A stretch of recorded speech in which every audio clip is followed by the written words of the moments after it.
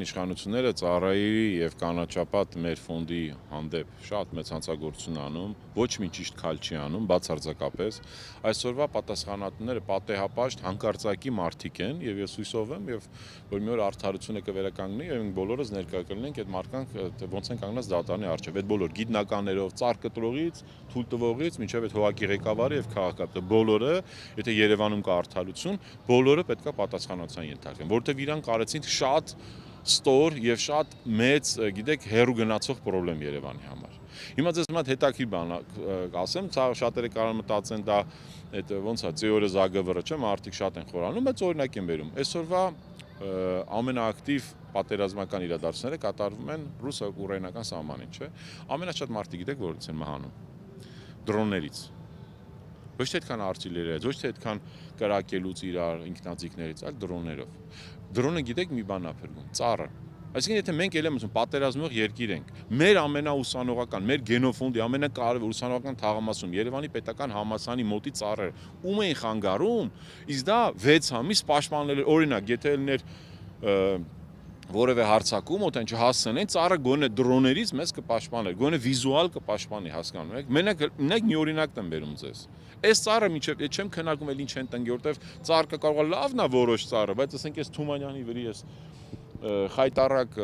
բաները, հուդայածառերը, ընդհանրապես սրանք պարտեզային ծառեր են։ Կամ ասենք այդ կասկադի հացենին կտրում ես, որ դնես այդ խայտարակ բանը բալի ծառի պես սակուրաները, որ ինքը առանձին կուլտուրա, ասենք դու չես կարած Ճապոնիայում գնաս տանես հայկական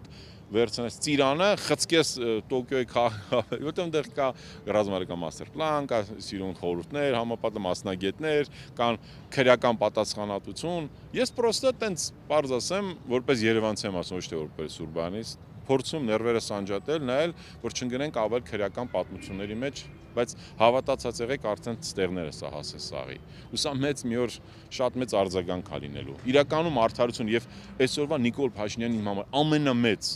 ես Արցախի հանձնելը չեմ ասում, մնացածը սա շատ են խոսացել, պատերազմի եւ այլն քաղաքական է սա, բայց ինձ համար ամենամեծ բանը, որ կարելի էր թույլ տալ, որ Երևան քաղաքում այդ հին ծառերը, առողջ ծառերը թաքնվելով ինչ-որ կասկածելի կոռուպցիոն խնդիրների մեջ եւ ոչ պրոֆեսիոնալ որոշումների մեջ, թաքնվելով ինչ-որ անգրագետ մարդկանց թղթերի հիման վրա ոչնչացնեն մեր ծառերը, երբ որ մեր պապերը, երբ որ հազարավոր մարդիկ, դուք չեք պատկերացնում, ինչ դժվարությամբ բերել են այդ ծառը, ինչ դժվարությամբ բերել են, ադապտացել են, տնկել են, ջրել են, փայփայել են, որ հանկարծակ ինչ-որ մեկը կամ ինչ-որ երկուսը կամ 3-ը, որ իրանց լավ զգան, իրանց շեֆի մոտ կամ ստի չգիտեմ ինչի համար, ոչնչացրեցին այդ ծառերը։ Հիմա նույն տրամաբանությամբ, այս ինչ ծառը կդել են, նայեք նույն թեղին է, նույն ակացիան է, նույն հացին, սա կարային կտրեն։ Հասկանում եք։ Իրանք որոշեն, ասենք թաքնվում են այդ բառերի հետևից կենսունակության կորուստ, այս բառը ընդհանրապես չկա, նոր իմ շատ լավ տղա ասեց։ Թաքնվում են տձև ծառ, թաքնվում են, չգիտեմ, ռեզիստոգրաֆ այդ բառի հետևից։ Սարքում են, պետք է հիմա բերեն, սա նույն ձև էլի կտրում են, էլի։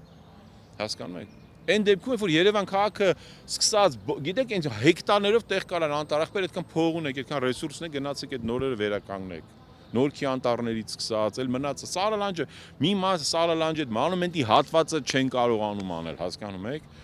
8 տարի դա չեն կարողանալ, այս մարդկանց մենք ոնց վստահ ենք, չեմ ասում հազարավոր դատարկ սաղ Երևանով բնաբաժակներ կան։ Հիմա ինչքան տնկել են այս քանի տարվա մեջ, այդքան է դատարկ բնաբաժակ տնկեն, հլելի այդքան տեղ կմնա։ Բայց չէ, պետք է կենտրոնում ցույց տան, կանգնեն, նկարեն, խոսան, ինչ որ չգիտեմ, այդ մարդիկ կոմպլեքսներ ունեն, թե ինչ ունեն, բայց շուտով կարծում եմ մի քանի ամիս հետո այդ բոլորը կպարզվի։